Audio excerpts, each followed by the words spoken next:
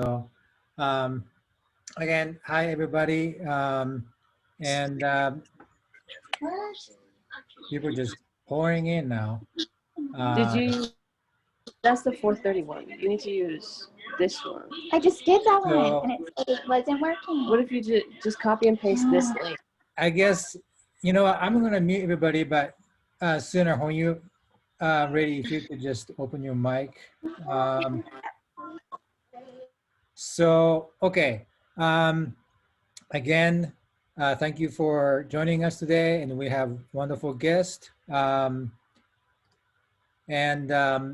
I guess before we get started, because we have a lot of people joining us today, um, we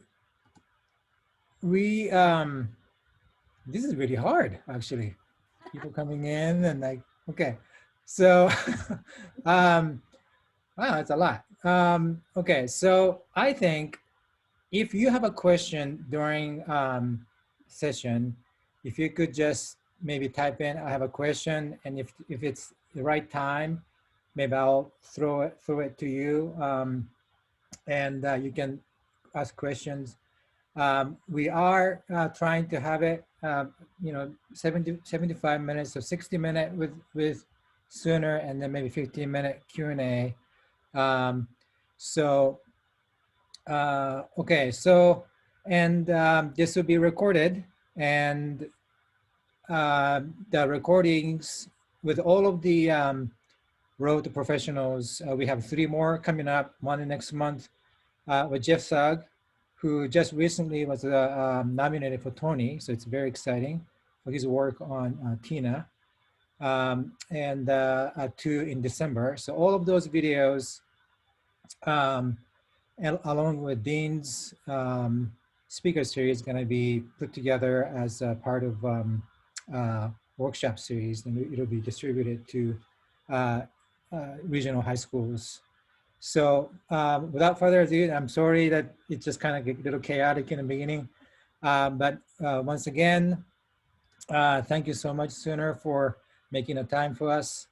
And I just wanted to introduce real quick the Sooner Routhier, an award-winning designer, producer, director, and one of today's leading creative minds in the world of experimental entertainment. And she seems like she's like everywhere now, taking the concert lighting by the storm, seems like. One of her work she's done is with Coldplay, The Weeknd, Kiss, the Luminaires, Rihanna, Pentatonics, Jay-Z, Depeche Mode, Motley Crue, and list goes on. And she was recently awarded 2020 Lighting Designers of the Year by Parnelli Award. Congratulations on that. So again, Sooner, thank you very much for joining us today. Yeah, thanks for having me. It's just exciting, and just obviously your credential, just, a lot of students are very excited to have you and talk to you today.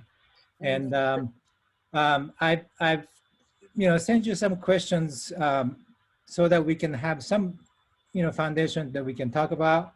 And I guess I just want to just get right in. And we have sort of 3 different sections, right? One is the career path and design, and advice for students. So I guess I'd like to start with your career path, like how you get started this, and your training, and how you got where you are today. Yeah. I grew up in a very rural community called Newport, Vermont. It's up on the Quebec border. So population, I think, is like right around like 4,500 people. This is not a very huge community at all. Surrounded mainly by cows and farmland. My mom was born in Quebec and came into the States not knowing a word of English. So my whole life was sort of like, French Canadian heritage. And I fell in love with theater when I was, I think, in elementary school. I worked on productions for a local stock company, a community theater company. And I was always on stage singing in the chorus and dancing. But I really, really loved constructing set and the lighting and helping with costumes. My mom was a seamstress, and she would always help build the costumes out. And so that love of theater ended up kind of permeating into my high school career. I fell in love with dance, and I ended up falling in love with lighting the body. And it turns out that actually it was more the music that I loved lighting and not so much like the dance. And I was trying to figure out how to get into this world of music because I really, really, really loved music and I really loved performance. And unfortunately, you know, it was like a very long way to drive to get to any sort of concert. I think the first one I saw was like a 3.5-hour drive down to Massachusetts to see the Smashing Pumpkins, Melancholy and the Infinite Sadness tour. Lars Upton was the designer. And I came home from that, like we drove home in a snowstorm. It was probably terrifying for my parents, but we made it. And I came home from that just realizing that that's what I wanted to do. I wanted to light bands. That's what I wanted to do. And of course I tell my parents this and they're like, that's not a job. You can't do that. There's no money there. Like you've got good grades, go be a doctor or a lawyer or whatever. And I said, no, this is really what I want to do. And so like my goal was to go to Full Sail because it was really the only way I could get into it. I thought was like going to Full Sail University in Florida. But you know, my parents really pushed me to try to get some required courses out of the way at a smaller school in Northern Vermont, which I ended up doing. I went to this smaller school called Johnson State College. And it was the best thing I could have possibly done because I was behind that lighting console for every performance. Because there weren't really many people in there. And I learned the ropes of like the technical way of doing theatrical lighting properly. And I got my required courses out of the way at much cheaper tuition. You know, I would still be paying college off now if I hadn't made this move. And so while I was at that school, there was this small regional lighting and sound company that came through to support this like hippie noodly band called Strange Folk, basically like Fish, that's smaller. And so they came up to do a show in our theater, and the lighting person that was with the show, his name's Brian Clark. You know, he labeled his lighting console with the gel color numbers. So this is back when we used gels, guys, and par cans. And so he had labeled all of his faders with like the gel numbers instead of like RGB, whatever. And I was such a nerd. I had mastered that gel book. Like I knew all those color numbers by heart. Like I probably still remember them. So like, you know, he was like, do you want to run the console while I focus the lights? I said, yeah, of course, no problem. Let's do it. So, you know, you can tell he's like snickering. He gets back on stage. He starts focusing. He's like, all right, put up the red fader. And I look down and I'm like, oh, R26, put it out. And he kind of looks and he's like, whoa, how did you know this? You know, this little like 18-year-old college girl, you know, knows all these things. And I said, well, this is what I want to do. And, you know, I wanted to pick your brain about it. So I ended up asking him if I could like tag along and maybe drive around and see some more of the shows he's doing. So he said, next week, meet me at Stonehill College in Massachusetts. We're going to go do Busta Rhymes. I was like, okay. So drove there, got there late, missed load in, missed sound check, got there for the show, saw the show, helped load out. And I was like, okay, where are we going next week? And he's like, Dartmouth, Ziggy Marley. And so I just kind of followed them. And I worked for that company for about, well, I interned basically. It wasn't called an intern, but I interned for free for this company for 3 months. Ended up getting a summer job there. It ended up being my permanent job when I got out of college. I worked for them for 5 or 6 years. I finished my degree at Emerson College, which was the best thing I could have possibly done. So I've got a technical theater degree with a concentration in lighting design.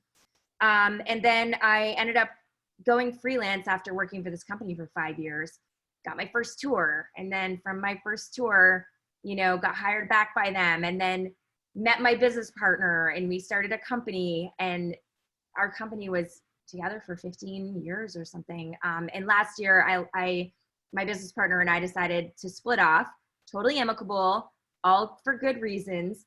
And now I have my own creative lighting design, production design studio. So that's my path. Very good. Very good. That's it's a long story. Sorry. Who was your first band?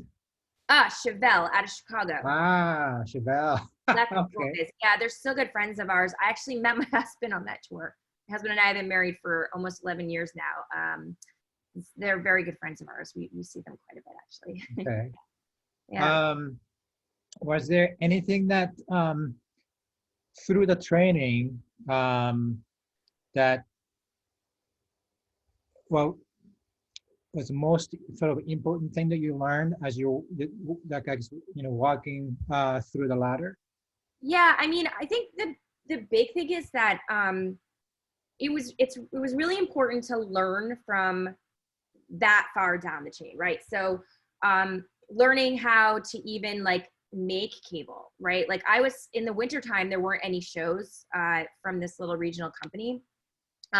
So I ended up like sitting at a desk in the winter and like soldering cables, fixing cables, or fixing faders on consoles or any of that. So I really do appreciate the fact that I gained technical knowledge before joining like into the creative realm. I think it gave me a really good base, especially when I started touring, because the first tour I did, I was the tech for the tour as well as the lighting designer. So I would go in, set up my own rig, and then run it. And you know, if I find sometimes sometimes you know, when you get out of college, you think, okay, instantly gonna be on the lighting console, I'm gonna be a designer, design arena tours. It's actually, it's cool. Like if you can get that, great. But I think it's really important. I'm going into the advice phase already, guys. Here we go. To get that, like that foundation of like, okay, when you're talking to a tech, because you're the lighting director on a show and you have a light out, you can talk to a tech in a way that is like, not just saying fix this light. It's like, I think that maybe such and such is wrong or is going on. Like, it seems like these cables might be crossing. You know what I mean? You can actually like engage with them in a better way. And yeah, it's just a good foundation. It's kind of like if you're going to become an interior designer, you need to learn how to paint.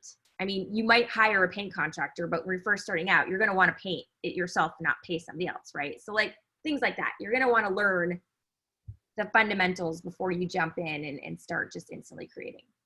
Right. Yeah. No. That's great to hear. I Yeah. think, yeah.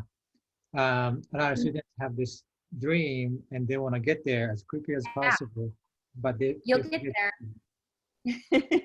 But Um, yeah, so you just mentioned that there's this lighting designer who sort of took you in on the wing and sort of took you around for his tour. But if you mention a person or to a mentor along the way, who that would be for you?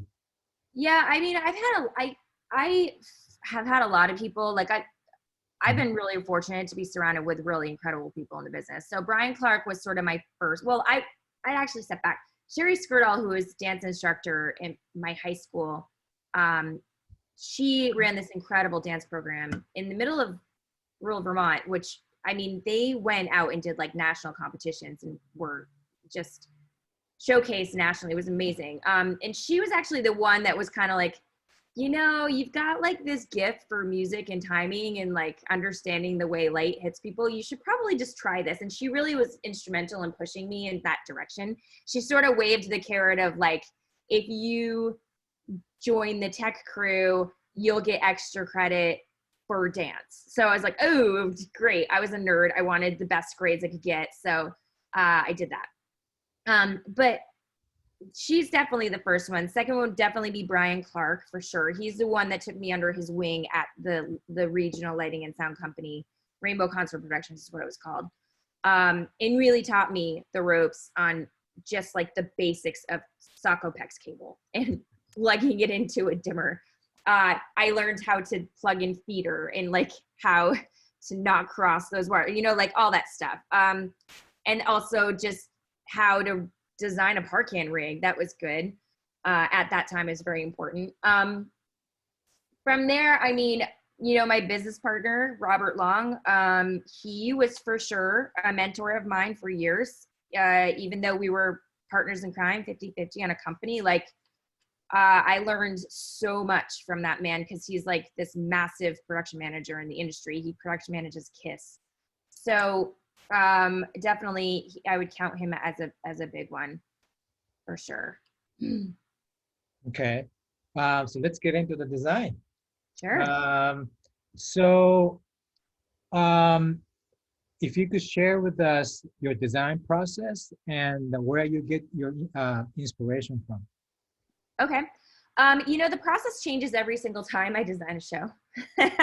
So if I would say like I try to adhere to certain steps, but somewhere along the line it's going to change. And that's just because like when you're designing a concert or a production, a live event, you're really designing a bespoke, tailored thing for an artist or for a corporate client or whatever, director. And so, that process kind of has to be tailored to the personality that you're dealing with. So, like sometimes artists are heavily involved and they're like, I want exactly this. I've gotten sketches from them before.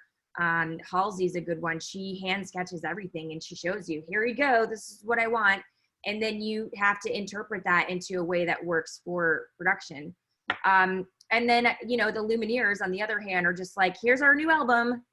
What do you think? And then you just go for it.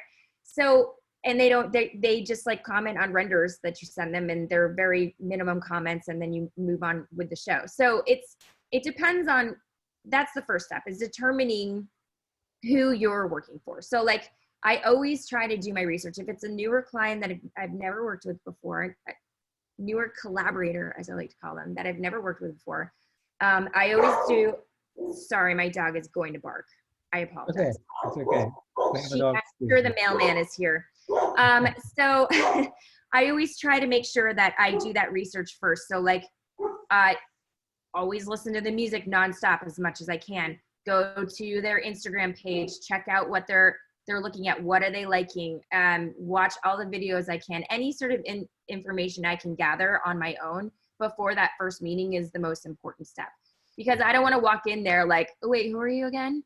Or maybe I know who they are, but it's like, you don't know who they are, right? You got to know who they are. It's really important to like comment on things like, oh yeah, I really liked that verse you did in blah, blah, blah's song, that feature, whatever, you want to be able to do that. So from there, the first meeting is really important because I always try to make sure I ask the right questions. I have a list of questions that I usually ask. So I'll prepare before the meeting and like put them in a Google, like I always have a Google file for everything, for every artist. And I'll put those questions down so I'm prepped. So what's your branding of your current album? I think one of the things I think is really important is to try to take whatever they're trying to put out into the public space, be it album artwork, tour poster art, new logos, whatever. If there's a theme to what they're doing, I always try to make sure I'm adhering to that because I think it's important for them to have a cohesive brand, especially in their live show, because they're making all their money from their live shows. So I always ask those questions, ask about logistics, how long's the tour, what size are the buildings, do you have a creative director you're already working with we need to collaborate with, that type of stuff. From there, like I gather that information and I just start creating. A lot of times, like if it's a word or a color or something that they say in the meeting, I'll think about that and I'll just start Pinteresting, Google image searches, looking through. I have like tons of photos that I have filed of just random things I see in my travels, just like trying to find what that single inspiration might be other than what they've already talked about. And then that's it. I just think, okay, well, what is this image and what from this image do I love and how can I take that image and make it into a concert or make it into a set design or whatever. Sometimes it's just a logo. So, and then it's just like, okay, let's just make the logo in light, and they could be their simple aesthetic, So yeah, I think that's about it. Do you want to go through the process once it's created? Sure. Okay. So I used to draft my own stuff. I still do if it's a smaller production and I have time to do it, I'll draft it. But I usually work with a team, Clear All Visuals, Matt Giese, he's here in Nashville. He has a studio, and he does all my drafting. So I'll start by putting the bones of the thing into Vectorworks, and then I'll say, hey, bud, I can't draw this 3D craziness thing that I'm trying to do, but it's got to look like this, and I'll hand sketch it. And I'll send all that to him, and then we just sort of pass drawings back and forth, because I can work in Vectorworks pretty well. So we'll pass things back and forth. I'll move things around. I'll tell him to shift things here and there. And then I send it to my render artist, Andy Reuter. He also does all my video content, or the majority of my video content. And I'll pass it to him. He'll do the color renders. I usually put together a pretty comprehensive proposal that shows the process of like, am I breaking up at all? I'm getting an internet unstable. Am I good? A little bit, but you're okay now. Yeah. Okay, cool. So I'll put all that into a proposal. It's pretty comprehensive. I like to show the process of how I got from this point to that point. So like, I'll even put some of my dumb hand sketches that don't make any sense, but I'll put them on the paper in like an artistic fashion, just to explain where it came from and where it ends up. I've even gone as far these days as to put my technical drawings right in the in the proposal, but with like massive watermarks, like whatever, like my contract specifically says you can't use this until, you know, the contracts, until everything's agreed upon. So I'm not too afraid of sending technical drawings out. I don't think that they would get used, not in these days. And then renders. So everything's very descriptive, broken out. I have a lot of like call outs and like little circles or like blown up parts of the thing so they can see what the different pieces are. And then, yeah, once it's accepted, I work with a production manager that the band has hired to build it and keep it in budget, which is always the most difficult part, right? Because, but it's the most important part, because we're in the music business being the key word. Like, people are trying to make money so that they can continue to create their art and they can continue to pay you to do your art. So it's important to try to keep it in budget. So it's a really hard fine line, because the artist is going to have like this vision, right? Like, oh, I want to spend $1 trillion and I want to do this. But you have to find a way to tailor it into whatever that budget is and say, I get it. I know what you want, but what if we did this? And then you work with the production manager and the business manager to ensure that the artist understands that, yes, this is why this is happening. From there, like, once the vendors are building it, you know, I always try to be involved in the process as much as possible, because I always want to make sure things are getting built the way that I want to see them on stage. So I always ask for pictures, or I try to see the stuff in person when it comes to scenic. I trust Matt Giese and his team of people to help me with any sort of crazy nerdy video mapping or whatever, because I don't know anything about that. It's still Greek to me. I don't get it. And yeah, we start creating the show. So like, my theatrical background has sort of lent me to create a more theatrical show. So I tend to use themes in there. So it could be a color theme. It could be an actual storyline that's threaded through the set list, any of it. So that to me is my favorite part of the design process, is like creating what that storyline is and like putting it down on paper and adhering to it. For example, Pentatonics, they have 5 very distinctive colors that they always represent themselves with for an album cycle. So the very first tour I did with them, the entire show was only lit in those 5 colors. That was it. And it was done in a way that you couldn't really tell unless you were really paying attention to it. So like, after the first band, like, look-see, I asked the artist, like, hey, did you notice that the only colors that are used are your 5 colors? I think it was like magenta, blue, yellow, green, and black was one of them. We used white, because obviously you can't light with black. And they're like, no, we didn't notice it. And one of them said, like, throughout the questioning, like, hey, I always thought of this song as red. And I was like, we could use red, but then this theme will no longer be applicable. And he's like, oh yeah, you're right. Okay, cool. Let's use yellow instead. You know, so like they got it and they understood, they like jumped on board with it. So I was just creating this beautiful show with Amy from Evanescence before the pandemic hit that had this incredible story of like starting in like the core of the earth and sort of like moving up into the heavens and to the stars and planets, and like just like that journey of going from like center to the sky, to the heavens. And it was like my favorite one I'd ever put together, and we didn't even get to use it, but like content was going to be themed that way. So like you've got 3 songs in the core of the earth, 3 songs at ground level with roots and trees, and 3 songs and, you know, birds, and it went through the whole thing. So once that's all done, I always make sure that my team has that theme down and they understand the goal is to do this. Like communication with your team is so important, because if they don't know what you're trying to do, then how are you supposed to get them to like be involved in it properly, right?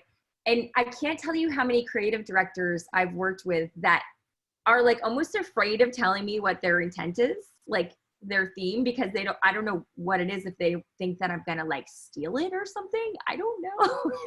But it's so important to like explain the reason why I'm doing this is because of X, Y, and Z. You know, especially like when you've got a programmer on board helping you, your content team, all of it. So before we go into rehearsals, before we go into previs, I always try to sit down and say, this is what we're doing. All these colors have to be done for each of the songs. I have a full map, a Google sheet that I'll lay out every song in, and it'll say, you know, if we're using time code hour, BPM, colors, content still shots in there, notes, automation moves, timing, blah, blah, and everything in there so that you can see it in like a nice linear format. And I always make sure everybody's studying that before they get on. Rehearsals, previs, I usually try to program a show, but sometimes I've got too many going on. That's painful to think about. And Yeah. and so I end up just like having like some amazing programmers that I work with, Brian Jenkins, Andre Petrus, Dan Norman, Aaron Luke. I use programmers when I can, my besties that we get through it together with. And then in rehearsals, it's, you know, that's a hard one when you're in this role, because you want to be on site when the band is there, but you also need to be on site when the overnight sessions are happening. So a typical rehearsal period, unless you're lucky enough to work for a badass country artist who only comes in for like 2 or 3 hours a day, you're usually like, let's see, the last rehearsal process I did, I would show up on site around 3 or 4 in the afternoon. The band would show up around 4 or 5 in the afternoon. They would rehearse, do look-sees, go through everything till 11 o'clock at night. And then I would stay overnight and program until, you know, 6, 7 in the morning, sometimes 8 in the morning. Then you go to your hotel and you try to sleep after like all this adrenaline. And you go up and you keep doing it over and over again. After like 2-3 weeks of that, if you're doing a larger show, you end up basically just on that time schedule, and it's fine, kind of like you have jet lag. But yeah, that's like the roughest part, I think, is overnight programming. Try to get some sleep. Anyway, that's a long process. Now, when you do those programming sessions, do you do majority of it in the previs, and then you have artists and everything set up and do a rehearsal that way, or do you just go in? Yeah, so the previs is usually in a studio, typically here in Nashville. Like, so Matt Giese has a studio here as well with a couple consoles. He's got an MA3 and an MA2 right now.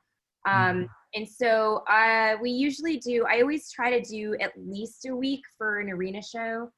And and for like a high cue intensive theatrical amphitheater show for sure. We just get the bones in there. We try to like program everything as much as we can to like as perfect as we possibly can, because then we get in rehearsals, it's more of tweaking. But inevitably when you get into rehearsals and you see everything come together, like there's, you know, the way a light is hung, it maybe when we were loading in or something, we realized the set piece needs to be moved upstage a little bit or downstage a little bit, and suddenly like your lighting trusses are maybe off a little bit and you're realizing one of your focus positions is no longer going to work there. You know, there's shifting that ends up getting done both physically, as in moving the gear around to make it work, and also obviously in the lighting console.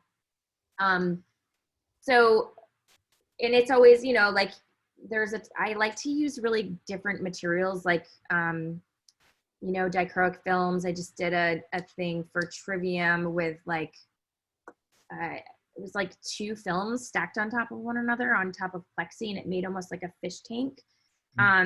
And I didn't know how light, I kind of knew how light was going to affect it, but until you actually see it in person and you start playing with those cues, you really don't know exactly what it's going to do. So it's just shifting that type of stuff. Obviously, like the band will always have notes. I want notes. I would rather them say that is not at all what I want and start from scratch than sit there and try to be like, oh yeah, I think it'll work, you know, like. So most of like the programming, the lighting programming, the more you can do out front and then bring it into the space, the more time you have to actually tweak it and perfect it and make it work with your materials. Right. And for those of you who don't know, when she mentioned about like MA2, MA3, that's it's a lighting console that she was talking about. And it's mainly not mainly, but a lot of the times it's used for large concerts, corporate shows, maybe, you know, Broadway shows, that kind of stuff. So great. So now you mentioned about, you know, Vectorworks, and you, of course, you know, when you still program, sometimes in larger shows, you definitely have programmers programming for you. What other, I guess, skills or technology that you advise students that they should learn?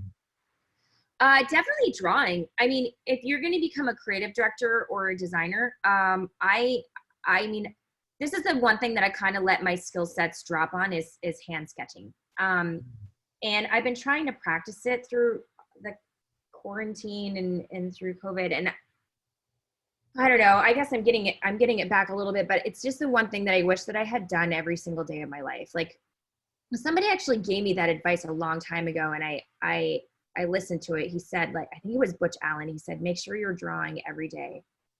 And I did do it for a while, but then I just got really busy with work, you know, like, and just sunk into the process that I always knew. But hand sketching is something that I think is an art form that, you know, people don't typically try to have, I guess.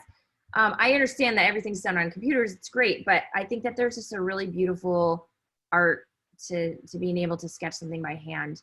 And, you know, just if you're doing music, like, understand music and music theory, and not like to the point where you can like listen to a note and understand what note that is, but like I'm saying, like the basics of like rhythm and the basics of like, if you're listening to, I guess, like when I listen to music, I try to pick out like what is the most prominent, and I always accent that, you know, and then how to lay things together in the lighting cue structure so that it doesn't look like a big jumbled mess, but it's, you know, you can tell that there's very specific things going on for very specific parts of music. I think those are the two for sure. Okay. Now you mentioned about, you know, hand drafting and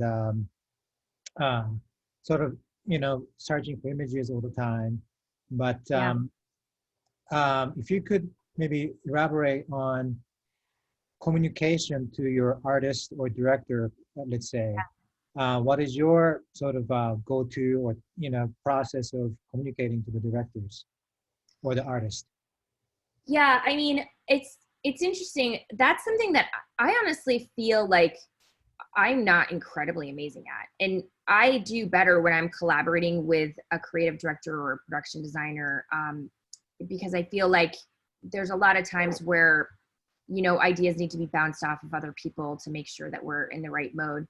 But yeah, to be honest, like the big thing is like, you got to read the room, you know, like you gotta understand, you know, who you're talking to, who you're catering to. You got to, you know, if you're going to go pitch to a hip hop artist, you're not going to go in there wearing, you know, a suit. I mean, I guess you could wear a suit and tie these days, but like, you know what I mean? Like you got to read the room. Like, are you going in there to pitch to a corporate exec that just wants to put on a massive party for his team? Or are you going in to pitch for, I don't know, G-Eazy? It's basically just making sure that you understand the personality that you're going to talk to, how you're going to do it. So the other thing is like visuals are a big one, because working for Kiss, I remember when I first started working for Kiss, I would draw in vectors. I'd send out to get some colored renders, and I'd get these beautiful colored renders, like photorealistic colored renders, and send them to the band. And Robert, my business partner, was like the guy that was dealing with the band all the time. So he was like, we call him the Kiss Whisperer, because he's incredible with them. He's the Kiss Whisperer. So I would always just give him everything and he would go and talk to them. But I remember him coming back and saying, you need to send me some black and white, like just sketches. Like, and I was like, what do you mean? He goes, well, they don't understand these color renders. Wow, interesting. Yeah, and I just remember Gene Simmons always saying, it looks so small, it looks so small. And I'm like, we can't even fit this in most arenas, you know? So that was an interesting learning thing for me, because I realized there that like not everybody sees everything the same way, right? So kids, for example, they love to see black and white sketches. They love to see, that's how they read a drawing. That's how they visualize things. Or other people have to be like hand-fed the most photorealistic render you could possibly ever imagine, and then they get it. Some people, you need to sit with them and revolve around a model and show them from different locations in an arena or a theater or a club. So that's another one, is like, I try to ask the management team or somebody that's close to the artist, like, how do you think that they visualize a presentation? Do they need to see it like in every step, or do they need to see it just this way? Like, where are they gonna spend the most time in this proposal? Are they gonna spend the most time at the description or whatever? I always put all of it in there, but I'll spend more time on those certain things I think are gonna read better. And the other thing is, like, you just gotta kind of have that, like, the hangout vibe if you're working with an artist. Like, unless you feel like they're like, they don't want their time wasted, or you're like, you know, like Bon Jovi, by the books, like businessman, his time is short, right? Cut to the chase, tell him what's going on, be done with it. Like, he can read everything. But like, sometimes, you know, if I'm working with Chevelle, for example, I'm going to go in and we're going to sit down and we're going to hang out for a second before we just dive into business, right? And like have a conversation. One of the things I found, this is hilarious, do not laugh at me. I was working with The Weeknd, and I didn't buy these because of him, but one of my friends was like, you should buy a pair of Jordans. I was like, really? I was like, okay, cool. So like, go and get like this great pair of Jordans. I think they were like the 6s that were like, there was like lines around blocks to get them. And I got them because I could fit in youth size. So they were still available for me. So I get these sneakers and I go in, and I'm not going to name the artist I was working with, but I'm like wearing these sneakers. I walk into this meeting and he's like, wow, you got those 6s on. And like, it was just like this whole conversation erupted about sneakers. And I realized then that like, oh, if I can start a conversation just about sneakers, great. You know, does the artist have a dog? Check out the photo of my dog, you know, like, it's just stuff like that. Like, you want to keep it off the cuff and you want to keep it chill and you want to keep it fun, but you still also want to show them that you care a ton about what you're doing and still have that business sense of like, all right, here's let's get down to business. Let's look at these drawings here and let's talk about this for a second. So yeah, does that help? Did I answer your question? Yes. Fantastic. So I guess we can move on to the sort of a next section. Sure. Unless anybody have any questions, any students, do you have any questions? Everybody okay so far? I'm trying to look at the chat section to make sure there's, okay. I hope I'm sort of, asking the questions that students might want to ask. Okay. So, okay. Let's see. So, I mean, you did kind of start to, mention about this, but what advice would you give to someone aspiring to become a successful artist in the field, like yourself? Yeah, I mean, for sure, definitely try to get that technical knowledge. You don't have to know the ins and outs of every single moving light and every single manufacturer's fixtures on the planet. You don't need that, but just like understanding the basics of running cable. Everybody running cables. Yeah, understanding the basics of a lot of it is also just like learning the how to have the proper tact when you're on the road, right? Like, or in a show situation. It's a big one. So for example, if the stage manager tells you get off the stage right now, like don't be standing there taking selfies. Nobody cares about your selfies. They're trying to get a massive piece of equipment on the stage with forklift could probably kill you. So like that type of stuff, like understanding who is on site and who you should be respectful towards, like being respectful of everybody's time, everybody's jobs, and that goes hand in hand with like help when you can, So when I was doing club tours, with Chevelle, and then I did Seven Dust, and I did a bunch of rock bands like in clubs, theaters, amphitheaters. I always had a good time with the front of house audio engineer. And at the end of the night, if I was done packing up my console and my front of house area, like I would jump in and try to help the front of house audio guy. Unless he had like 2 or 3 techs that were helping him and I'm like, okay, you're good. I would always attempt to do that. This is my husband, wave. My husband. He works for Gallagher Staging here in Nashville. So yeah. So anyway, so always just attempt to like help out when you can. I would try, and he's going to totally say this is not true, but he was the guitar tech stage manager on Chevelle, and I would try to go and help coil cables on stage if I was done early for some reason, or if for some reason we didn't set up the full lighting rig or any of the lighting rig because we were on a festival, I would always jump in and help out backline audio, like what can I do? That's a big one for sure, is just being a team player, learning how to be a team player and how to be like a good person on the road to your buds, right? This is your temporary family, which sometimes becomes, case in point, permanent family. But yeah, no, that's great advice. The first one, Jim Ingalls, he talked about very similar thing. He said you're part of the much bigger picture. Yeah, it's an ecosystem. Yeah, it's an ecosystem. You're part of an ecosystem, a bubble, if you will, that's going around the planet. And just be polite, be a good person. And understanding that like your personality, and if you're somebody that people want to work with, you're going to get hired more often.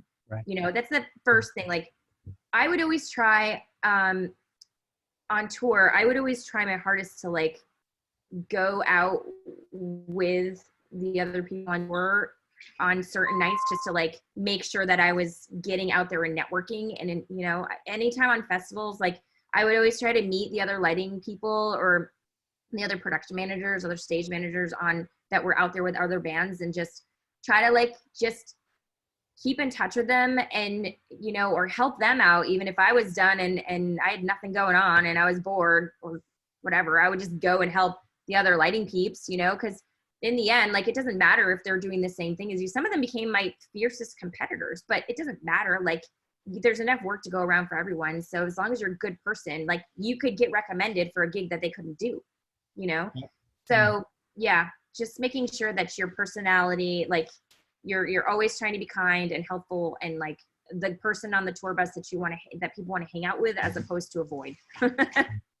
Yeah. Do you think that that's maybe the key for you to keep getting hired again and again, or different bands Sure. hiring? Obviously, you're very talented and good, but Yeah. you know, besides that, I guess you just want to be the person to be in the same room with.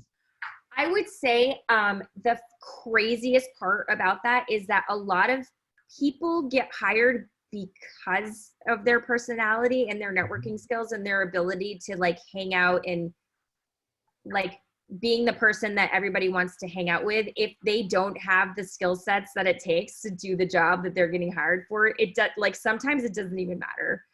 I can tell you that some people, I definitely have come across people that did not have the skill set, but because they were that person, that personality, they got hired. It's awful to say, but it's true. And honestly, like, a lot of times, even if it's a job that like you might not necessarily typically do and you get hired to do the gig, I mean, you're still on tour making money and you're learning a different skill set. So why not, right? I think actually in 2009, when I did Motley Crue, I was operating Motley Crue through the summer of 2009. And that entire crew, that entire road crew basically went from that tour to the Kiss tour in the fall. So like we ended at the end of August, and then the beginning or end of October, we started Kiss. They already had a lighting director. They didn't need a lighting director. But I was like, but these are my buds, so I would like to come out on the road. And I went out as like, I called myself tech number 7 of a 5-man crew. So it's like the lighting tech that I was running around like, I don't know, cabling trusses. I think I even ran a long lens camera at front of house. I'd never done it before, but I did it for a little bit extra pay every week. But you know, I was out with my buds. Didn't matter if I wasn't the lighting director. I was still doing a tour, learning different skill sets. That's great. That's fantastic. Yeah. In our business, it's sometimes, you know, it's a theater in particular. You're in the same room on the same stage. You're the lighting designer, and you're working with master electrician and programmer. Sometimes, you know, even the lighting designer who are sort of like the leader of the team, that doesn't mean that you make the most money. No. You know, sometimes the master electrician who has the consistent, you know, gig, you know, he or she might be making more money than it, but that's not the point, right? That's the point is that you're there together to finish that job. Exactly. So, exactly. And it's hard. Like, there's definitely days that it's like, why am I doing this job? This is so stupid. You know, like when you're on a European festival and you like it's raining and there's no place for you to go except for this little tiny shipping container that's already full of mud, you know, and you're traipsing around and like, you know, you haven't slept at all because maybe you did a ferry crossing the night before and you got to the gig and you had to like go out front and set up your consoles and then figure out how to focus lights in daytime and like, you know, and it sucks. But like, usually those are the days when you like a week later you're goes, oh my God, do you remember last week when we did this thing? Oh, that was awful. Let's have a beer, you know, like, you know, that's part of it for sure. right. Yeah, no, that's, yeah, pulling cables through all that beer can and all that. Oh, and other stuff that I don't even want to talk about what fans do in those audience. Oh, that audience, so nasty. Woo, gross. Yeah. No, that's great. I mean, here's another thing. When we see a person like you on articles, on YouTube channels, you're sitting on, you know, in front of the console with a beautiful big large rigs. We don't know these stories. We don't know, you know, actually you're on a tour, but then the next tour, you're actually as an electrician touring with other band. It's just amazing to hear. Um, so let's see. Um, what is something that you didn't expect going into this career? Oh man, that's a rough question. Um, I mean, I personally didn't really expect to even be where I am today. Like, I mean, the goal was always to just design a show, and I accomplished it in 2003 with Chevelle. I mean, even though it was like 6 studio spots, which you guys probably don't know what they are, but 6 studio spots on like road cases with some psych lights. Um, I never really expected to get to where I am. Like last year, no one could have possibly told me that I would be standing in some Roman ruins in Amman, Jordan, lighting Coldplay. Like, I still don't understand how that's even possible. Dream come true. Um, so I think you're probably asking like what, like, did I not, like something about the job that I didn't really realize I was going to have to know, maybe, or yeah. Sure. Yeah. Um,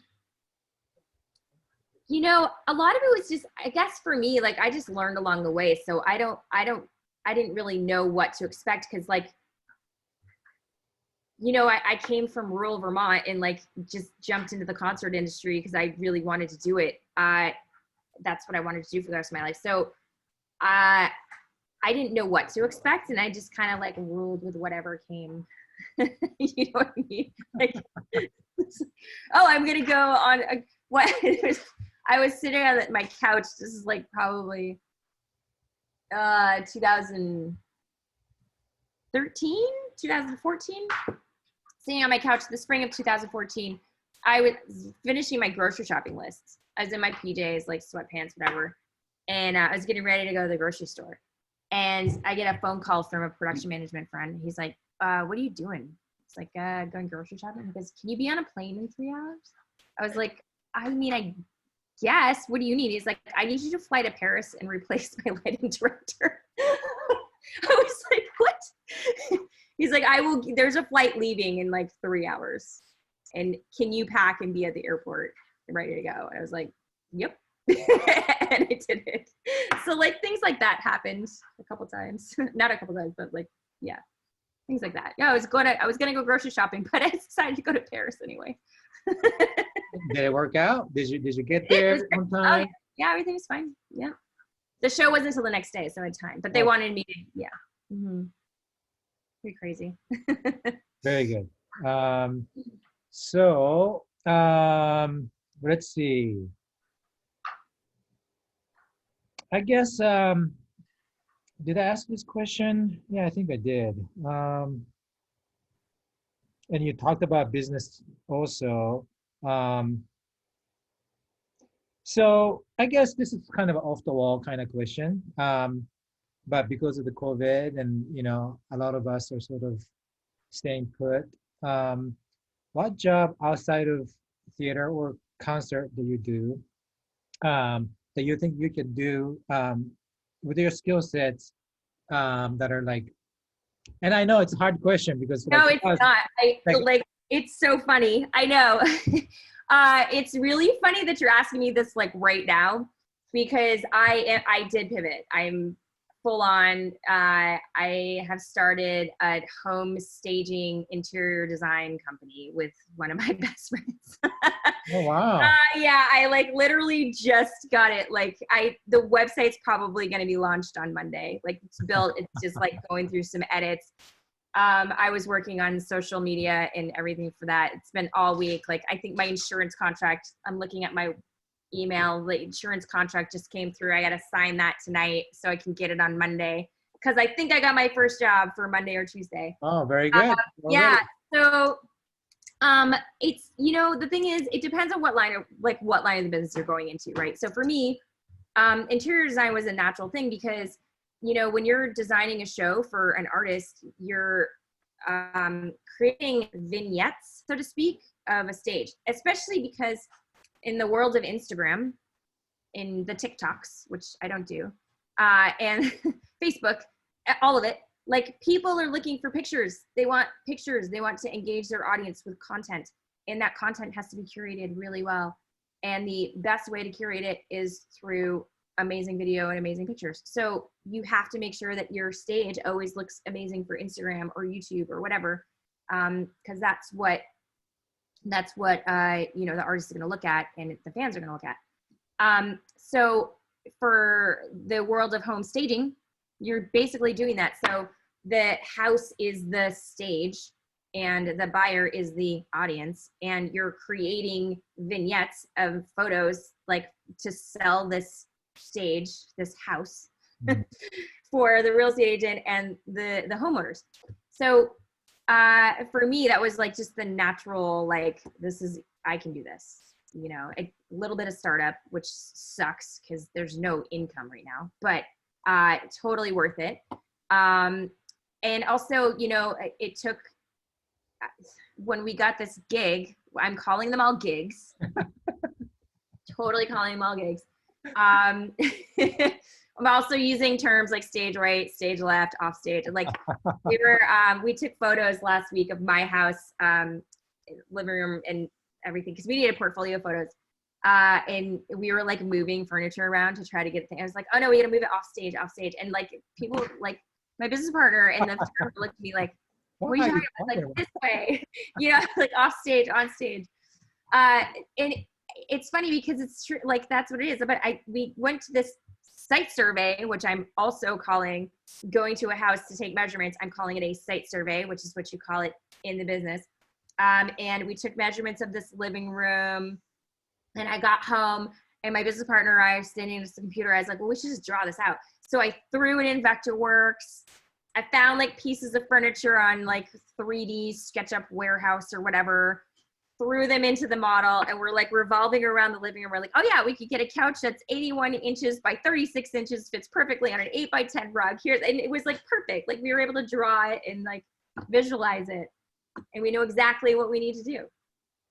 And it's all the skills that I have already acquired from being a stage designer. So there you go. So that's a great question. That's fantastic. Oh, yeah, it's crazy.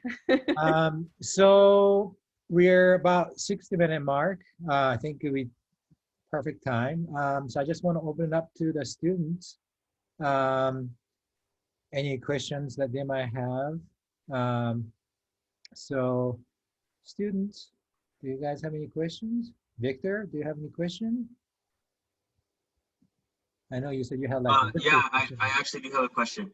Okay. Hi, I'm Victor. So I'm actually a BFA student that wants to transition from theater to concert.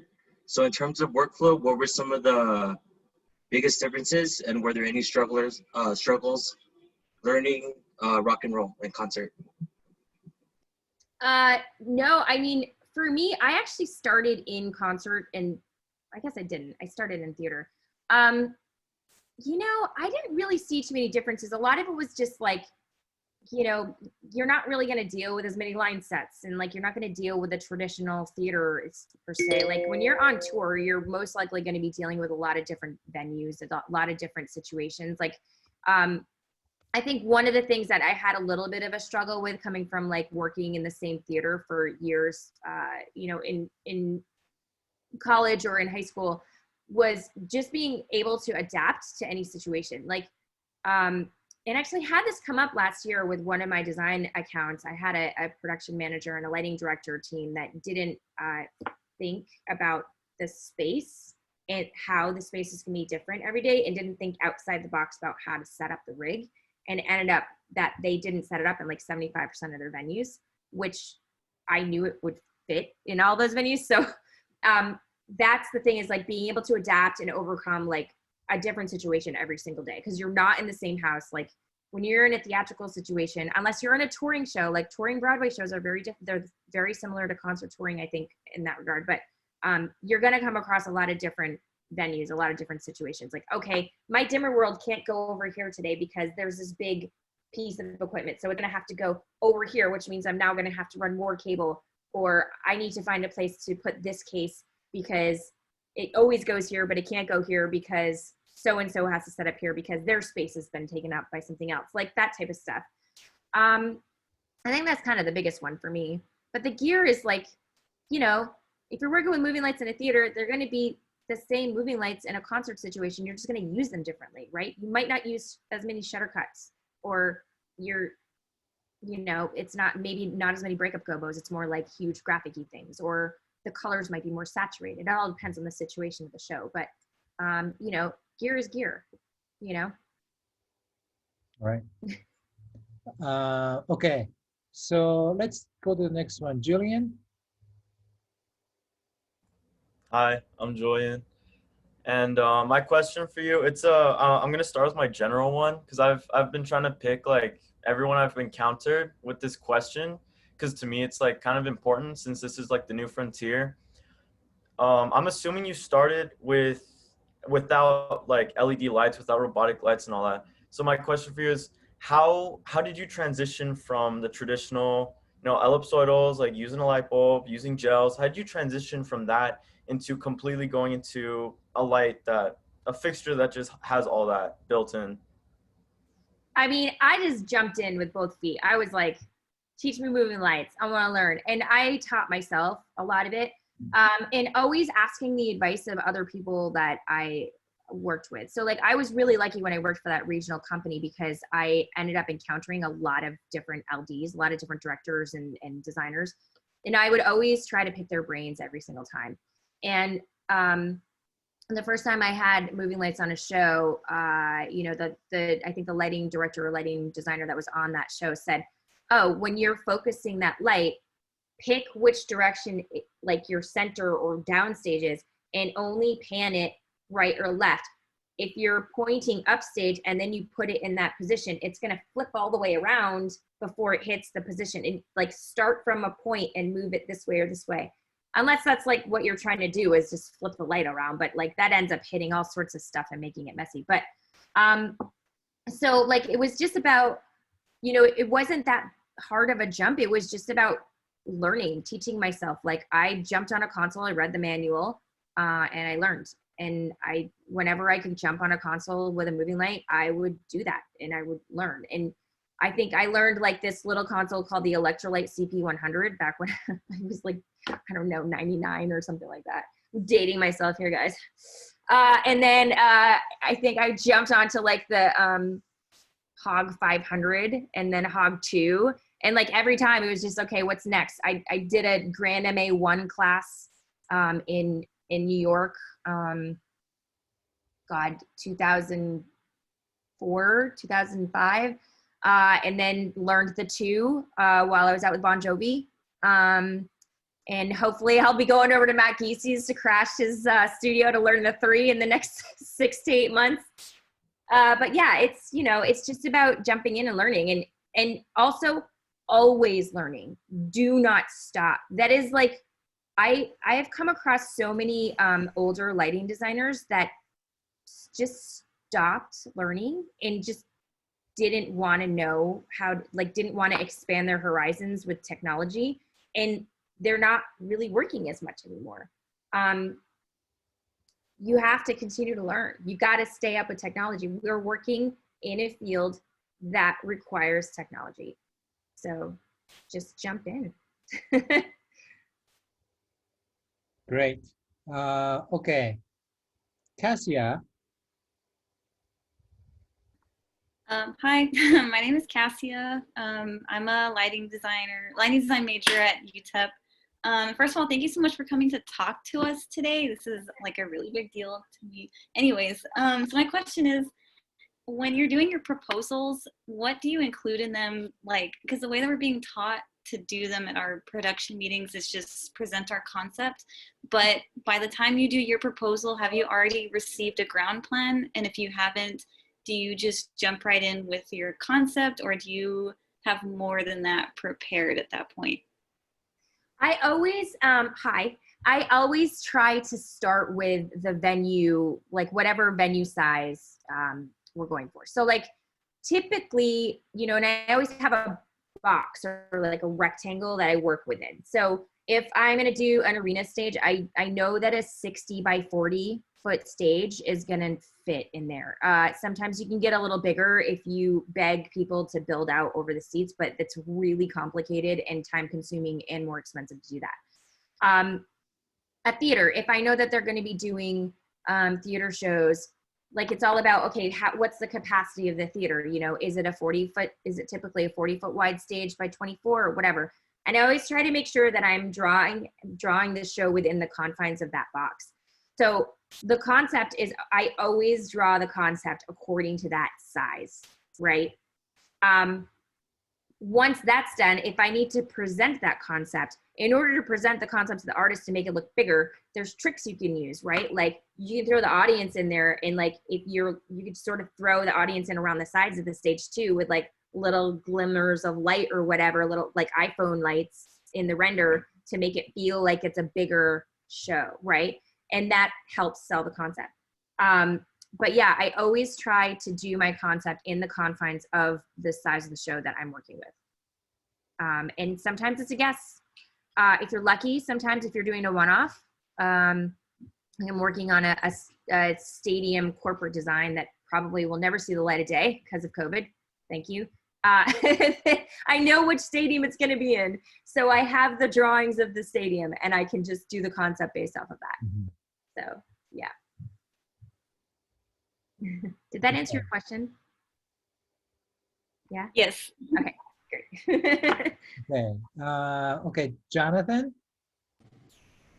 Hi, my name is Jonathan. I'm a digital media productions major at UTEP, and I am just totally curious because I was so fascinated by the list of artists that you had worked with, and I was kind of curious, who's the most high-profile artist that was the most difficult to work with in terms of, you know, whether they wanted something that was totally out of budget or they were super insistent on, you know, a design or something being creatively, like, with their input as in particular? You know, I've been really lucky. I haven't really worked with anybody that has crazy, like no one's asked me to have them defy gravity. You know, like it hasn't been like, I've never had anybody that's like really been that crazy about the ask. You know, most of the high profile artists, the larger artists that are in stadiums, they know already because they've been through the ropes for so long, right? Like, I mean, the Coldplay team knows. They know, you know, if they know what they can get for their money. And so can, you know, Muse and the Lumineers, like they know. So I've never had a situation like that arise, amazingly enough. Maybe I'm lucky. I don't know. I love the posters though in the background there. Great. Oh, thank you. Okay, so we have couple more questions, looks like. Victor has another question. So you talked about learning the different consoles, like the Grand MA and the Hog and all that. What's the one, in terms of programming, what's the one skill that you think like we as lighting designers should be more consistent in? Like, is it time code, or is your approach always different on the depending on the gig? Like, if there's one thing I should learn on the Grand MA, which UTEP has too, like what's that one thing I should definitely learn? Okay, so essentially, like not every show is gonna be time coded. So it's definitely a skill you should know. You should know how to time code something because a lot of things are time coded these days. But honestly, when it comes to programming, I'm going to use an analogy here, and I hope it works. I watch a lot of Top Chef. I watch a lot of cooking shows because I love cooking. And one of the things that I heard one of the chefs say is, and this is a term that's used in kitchens all the time, is how many touches do you need to do to a plate to present it to the person who's eating that food, right? So when you're on a console, you want to make sure that you're doing the least amount of touches to the console to make the cue happen. Because if you can do that, then you can be more efficient, faster. You know, like if you're working for a lighting designer that's dictating the cues that they want, if you can get, the quicker you can get that stuff done, the better programmer you're going to be, because that person will be like, oh, okay, we're going to get through this really quickly. I might not even finish my bottle of wine, right? Like just like least amount of touches to the console, the better. That's a big one. the Grand MA in particular, you can set that thing up however you need to set that thing up to, you know, everybody's got their own user profile. A lot of times I sit on that console, and if somebody else has their user profile logged in, I don't even know where to go. So like, I always try to make sure I have my user profile, even if I'm just designing the show and not programming it, on a thumb drive to be like, please make this work for me so that I can jump in if I need to, right? Yeah. Okay. Let's see. Julian, I think he has another question. Hi again. My question is because for me personally, I have a little bit trouble, like kind of like being a designer. So my question for you was, where do you draw most of your inspiration from? Like, I know that you mentioned that to look at pictures and everything, but where for you personally do you like look at, and what advice do you have kind of like for finding one thing where it's like, okay, this is where I can really like draw information from, like really inspiration? I dive down the rabbit hole of Pinterest really quickly. Like, it becomes like this black hole that I get sucked into it, and then suddenly it's 5 hours later and I'm like, oh my God, the day's gone. So you can it's just threads, right? And I always save things to boards. So if I see a picture that I really love, you know, I'll save it to a board. Like I even have just colored boards, so like red, blue, black, green, whatever. And if it's a texture, whatever, I'll throw any of these pictures I see in there. But if I see one thing, like a dope chandelier that I could take like the inspiration of like the geometry or the way that it sits in the room, or the glass with the metal or whatever the textures are that's in there, click on that picture. And then you scroll down and you're like, oh, there's all these other ones. And then you click on the next picture, and then the next picture. And then all of a sudden you've started the search of the chandelier and you end up on street signs, you know, like it's just because of these pictures that you've like seen and you're clicking on. And sometimes, and like, the thing is, like, it sounds like it's a waste of time, and it's not, because if you're trying to constantly feel inspired and get creative, like, you need to be able to, like, if you're feeling like you need a little bit of inspiration, you just go through all the boards of all the stuff that you pulled off, you know, when you were just sitting down in front of the TV, clicking through Pinterest.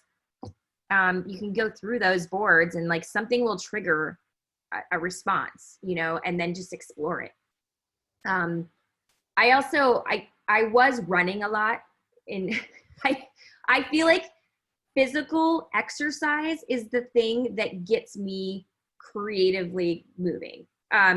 So I was running all through COVID, and like every day I would have, like, as I'm on my run and I'm like, just, you know, running along the greenway, listening to music, and then an idea would come up in my brain. I'd go home, write it down. I injured my hip in July, old, so I am not running anymore, but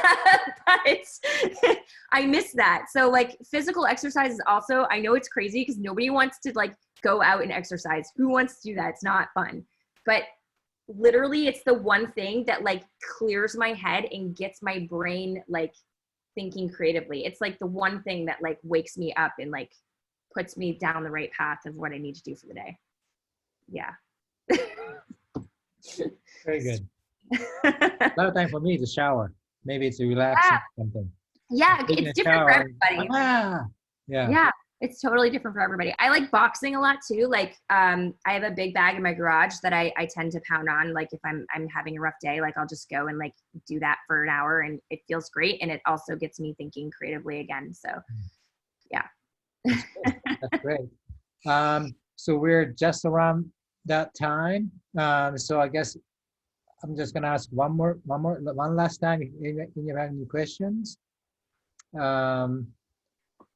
If not, okay. Well, Sooner, it's been a pleasure. It's really, really great to have you. Thank you so much for your time today. Thank you. It's Yeah. been really awesome to see all your faces. I'm so excited that you guys are choosing this career path because it's really fun.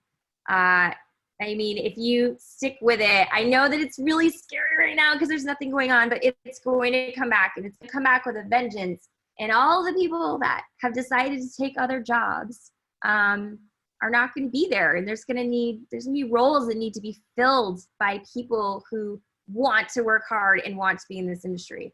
And it's really this incredible way of expanding your mind, because you get to go around the world and have these incredible experiences and see the way other people live and the way other people function, and just meet these, I have friends from all around the world, because that's what we get to do.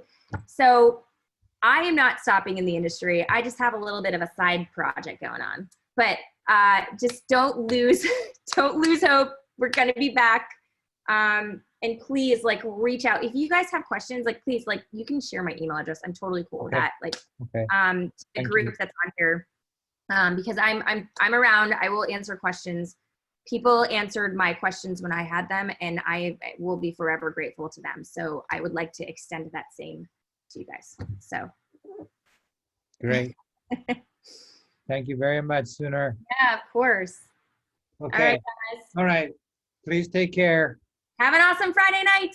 Yes. Thank you. And thank you, everybody, for joining. All right. Take care. Bye. Bye. Bye.